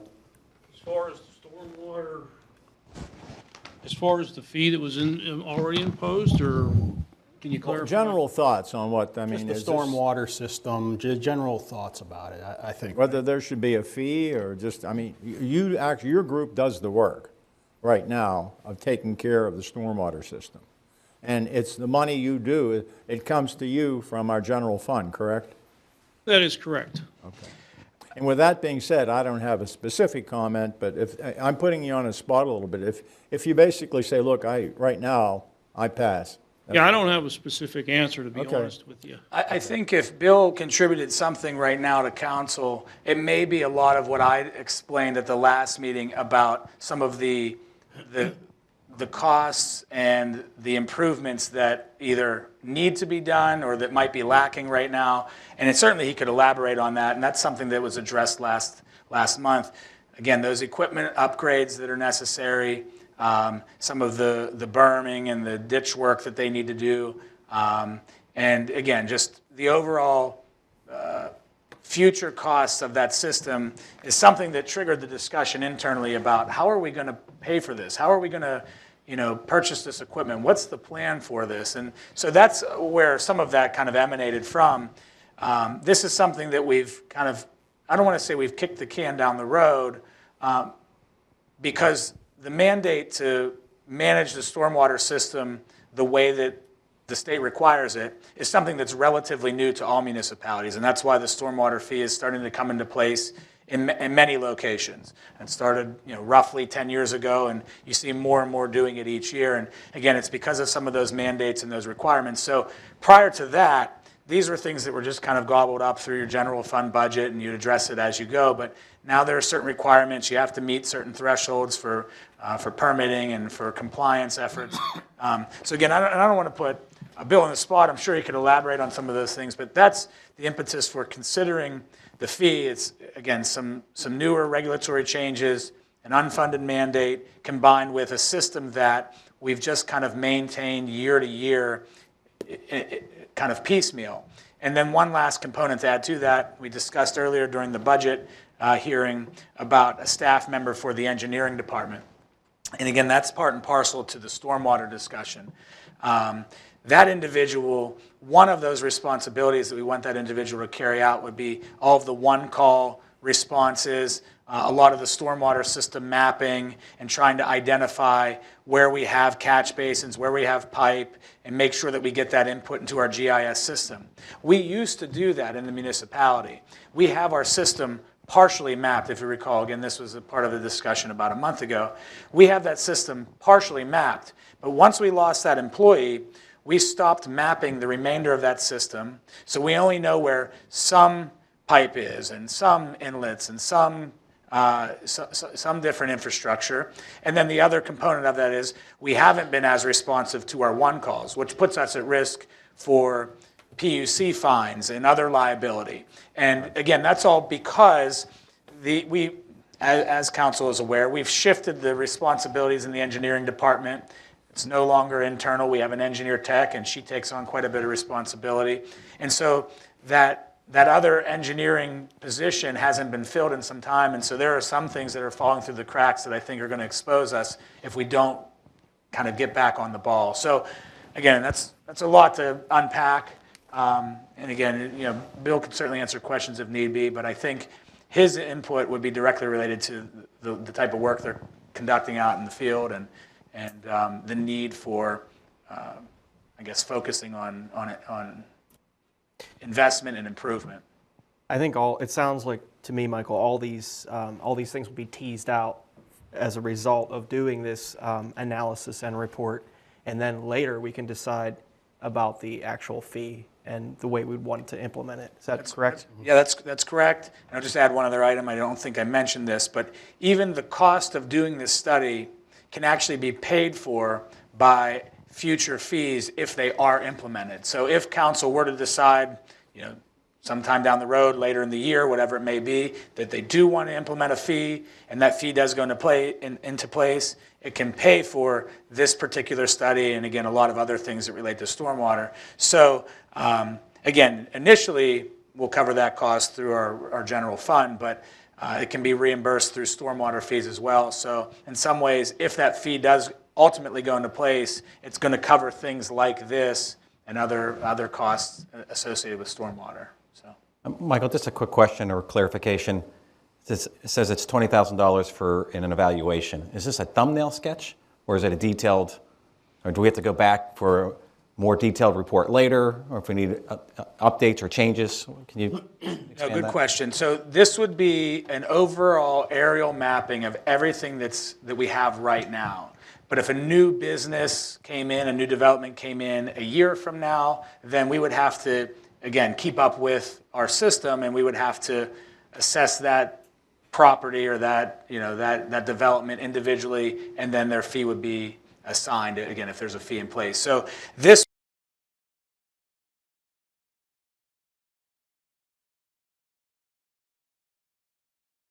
of right now today, and then any future development, any future changes, if somebody came in and modified something at a business, a zoning change, or I'm sorry, some sort of use change or some sort of improvement, if you will, then that would all be captured at the time the development comes through for approval, or if it comes through administratively for approval, and then we would assign the new ERU calculation to it as we go forward. And again, that's kind of partly why we need that dedicated staff member to make sure that we're kind of managing our utility properly. you will. Thank you. One thing I'll note is, Carl, to your point, I am not crazy about any fees. I think I probably echo your sentiments. I think it makes all the sense in the world to map it. We need this analysis. We need to know what's there. I don't know how we get away from that. The one thing about this fee, though, that I think is important to note is this, yeah, it's $7 for a single-family home, but this also enables us to go, I don't want to say go after, but properly apportion the fee to businesses that are creating the stormwater issues. So with the EIT, you could have someone living in a condo who, because of their income, is paying a lot of tax and contributing almost nothing to stormwater. This enables us to go to a strip mall and businesses and say, you're the reason we have to have all these stormwater upgrades. Therefore, you're going to pay a lot more than any individual resident. See that, sure. So that is one thought in this, but again, us approving this study it in no way obligates us to move forward with a fee, and who knows, we might get the data and say, absolutely not, we're not doing a fee. But I think without the data, we just don't even know what we're doing. So no further questions or concerns? Okay. With that being said, that will end the workshop aspect of this. And thanks.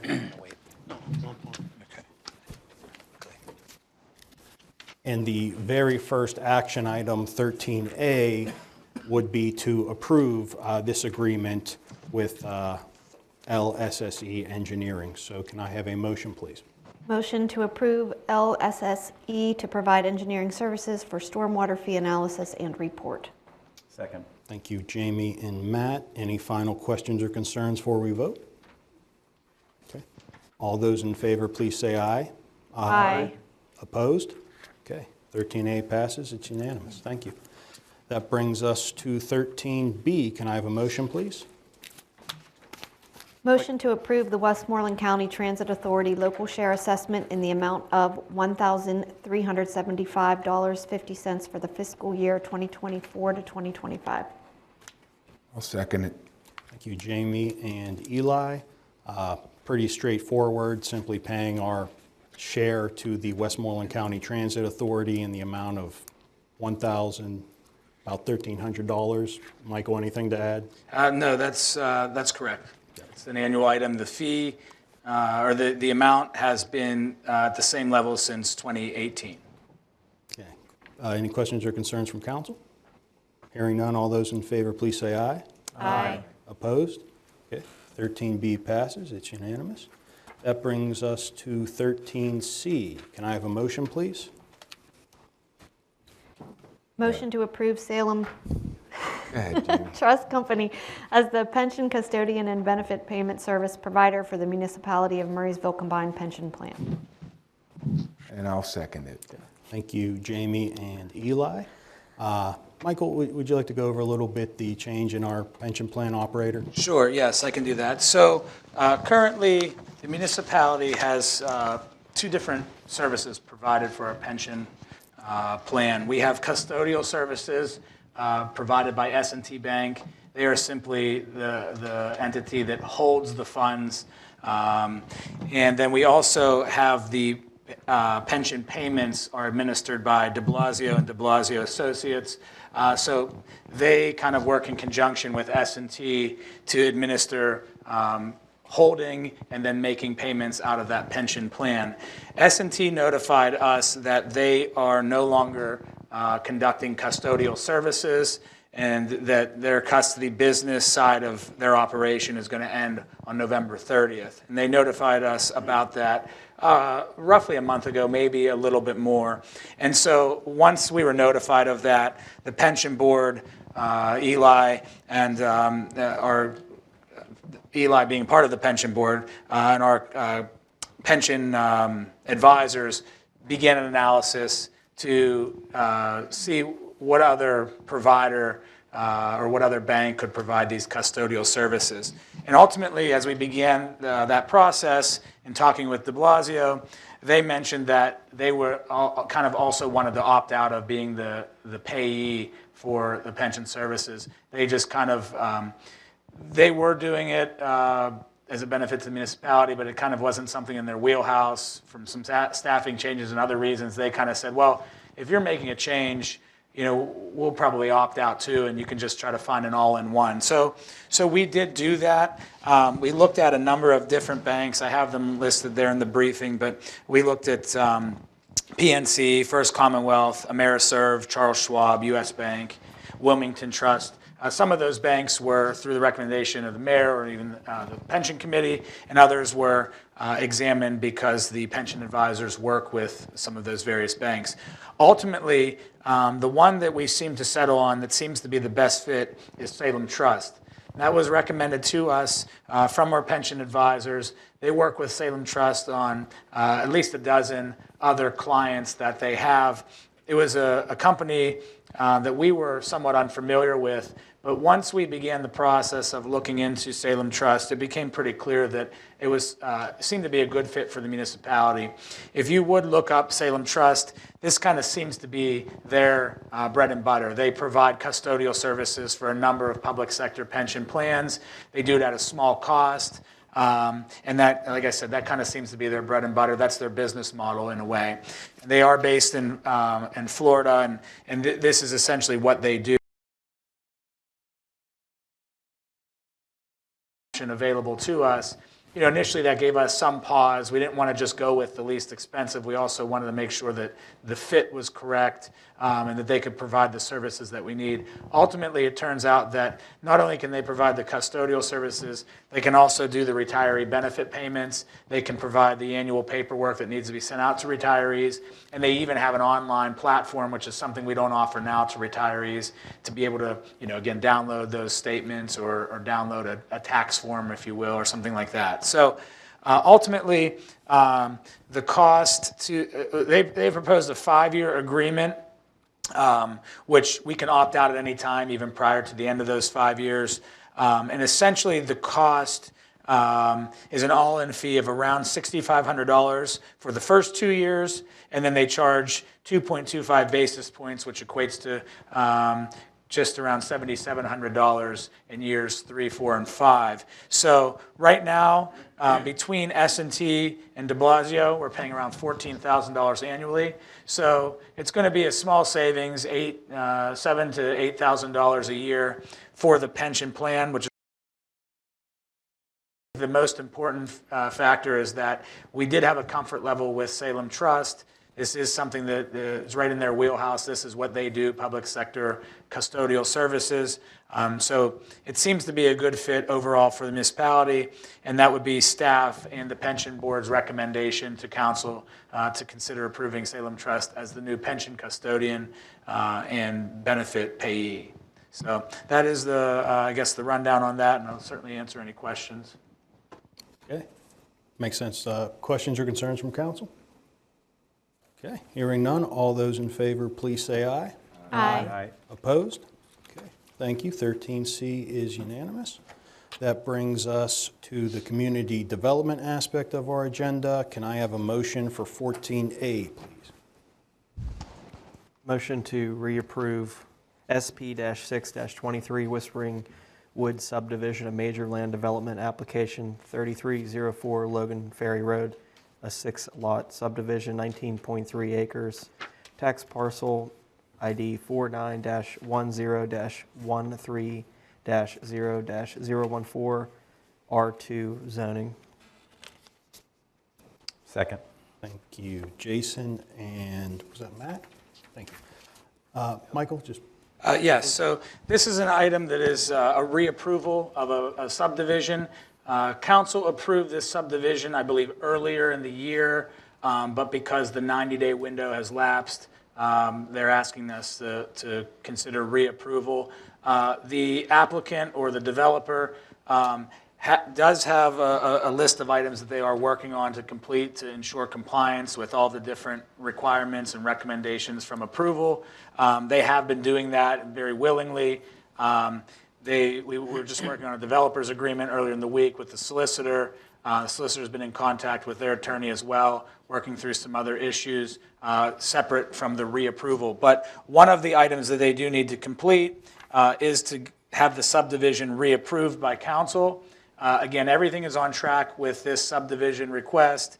They are compliant. I think it just took them some time to get things off the ground. And in fact, I think there might have even been a little bit of a disconnect from the time they received approval to when they could actually start moving things forward. So they are on track. They have been compliant. They've been getting everything to us that we require. They've gone through the various permitting process. They just submitted their land operations permit to us last week. So everything really is on track. And for that reason, staff recommends the reapproval to allow this subdivision to continue moving forward. So I'll certainly answer any questions if there are any outstanding questions. Council, questions, concerns? Okay. I'm sorry. Sure, please, I yeah. do. I don't remember where it is in here. We had a lot of paperwork to look through for tonight's meeting. But there was something in here about Haymaker Run and the sewage on there. And I know Mr. Wolf comes in here all the time and keeps mentioning Haymaker Run.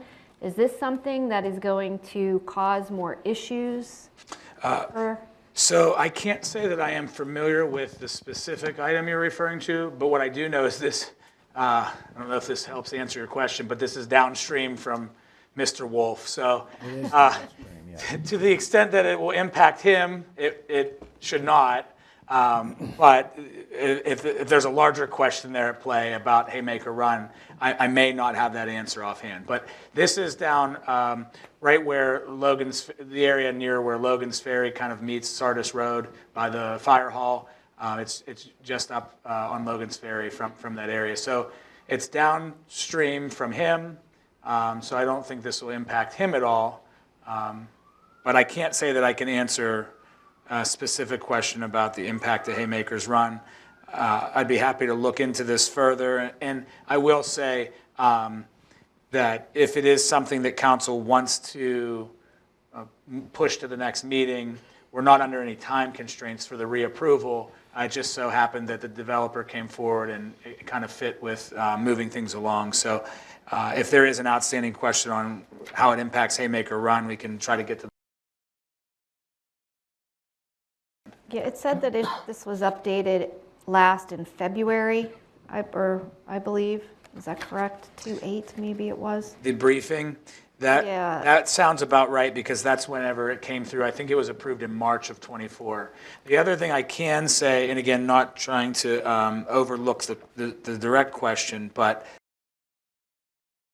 the developer does have to get an NPDES permit through the DEP. So if there is any impact to Haymaker Run, I'm imagining it would be captured through the permitting process because the DEP is going to look into that. Yeah, to a certain extent, that would be my stance, which is between the NPDES permit and the Westmoreland Conservation District. I mean, that's who's going to handle all of the sewage and stuff like that.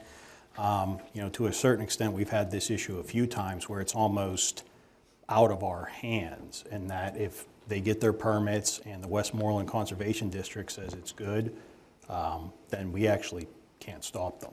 Gotcha. So with that said, any other questions or concerns in regards, because I think we should just approve this tonight. Yeah, and I can see it in the briefing here that what Jamie was mentioning. I know it kind of got lost in the shuffle, but yeah, they have to have their Chapter 102 E&S controls, the Chapter 105 stream encroachment from the Conservation District and DEP Regional Office, the issuance of the NPDES permit will satisfy the requirements listed above. And so that is something that, and again, looking at the briefing, the developer understood and acknowledged that. And like I said, they did get their NPDES issuance letter. They attached that, so we do have a copy of that. And there is going to be a recorded stormwater agreement, and we sent that over to them for review. And then they have DEP, other DEP things to complete as well. So to Dane's point, but I just want to make sure I'm answering the question as directly as I can. I think those items are all being addressed through the permitting process. Okay. Okay. Any final questions or concerns from council? Hearing none, all those in favor, please say aye. Aye. Opposed? Okay. 14A is unanimous. Thank you. That brings us to 14B. Can I have a motion, please? Motion to approve. Turn that on. A motion to approve CU-3-24 a conditional use application for excavation and steep slopes and poor soils, 22.8 acres, Summer Hill, Phase 2, Goldie Lane, tax parcel 49-06-00-0-999, R3 zoning.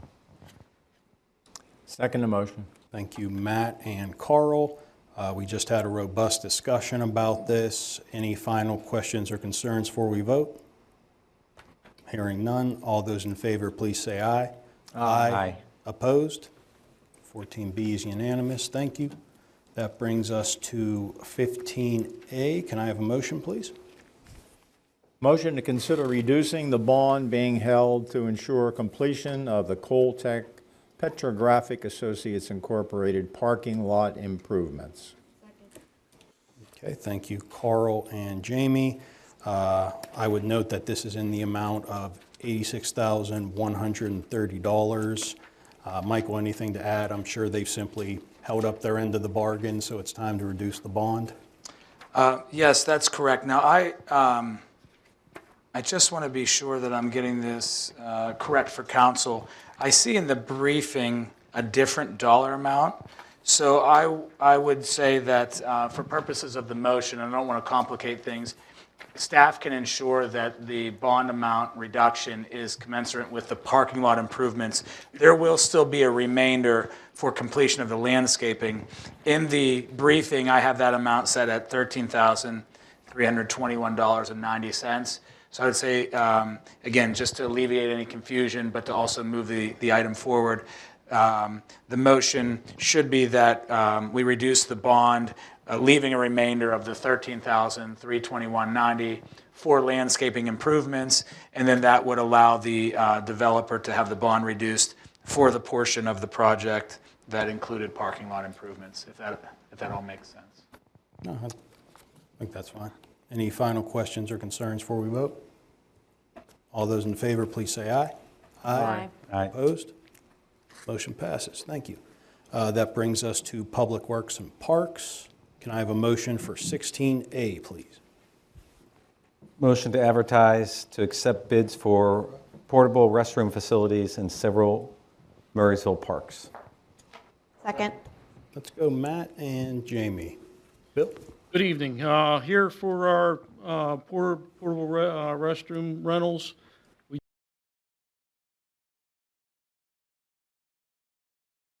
One-year contract with a 3-year option. We're having some issues with the cleanliness, so we want the ability to go back. So tonight I'm here to ask for authorization to advertise. Okay, obviously this is just the advertisement, not awarding anything yet. Any questions or concerns? No. All those in favor, please say aye. Aye. Opposed? Okay, 16A is unanimous. Thank you. May I have a motion for 16B, please? Motion to advertise to accept bids for contractors for the deer carcass removal contract. Thank you, Eli and Jason. Bill? Okay, again, just real cut and dried here, just need the authorization to advertise for bids for deer removal contractor. Okay, again, straightforward. Any questions? Bill, just as a quick review, what do we pay? Is it per carcass? Yes. Okay, what is it? Well, you caught me without my information here.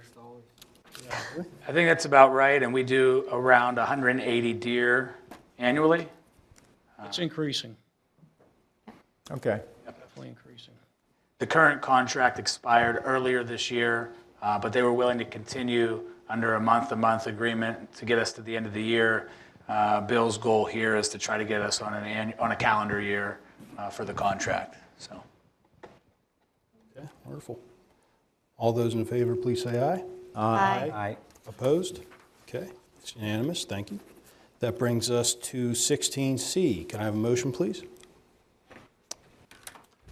A motion to consider authorization to advertise for bids the sale of used municipal vehicles and equipment. Second to motion. Thank you, Carl and Jason. Bill? Yes, again, we're accumulating vehicles for surplus. We have 2 police vehicles that we're going to liquidate. One thing we did change, instead of the chair cart, we're going to put the old phone system on there. I think we're going to do a little better with that. Wonderful. We have a old used Toro utility vehicle that's up for grabs, and the old ATH loader. I came to you last time I was here to buy a new ATH loader. The old one will be liquidated at this sale. All right, questions or concerns from council? Hearing none, all those in favor, please say aye. Aye. Okay, thanks, everyone. Thank you, Bill. Thank you very Poor Bill much. sat through the whole meeting. Yeah, poor Bill. Tried to excuse him, but he likes to come. Any old business this evening? Okay, any new business? All right, we do have an executive session this evening to discuss legal matters. There will be no action items coming out of that, so can I have a motion to adjourn, please? Motion to adjourn. Second. Go Carl and Jamie. All those in favor, please say aye. Aye. We're adjourned. Thanks, everybody.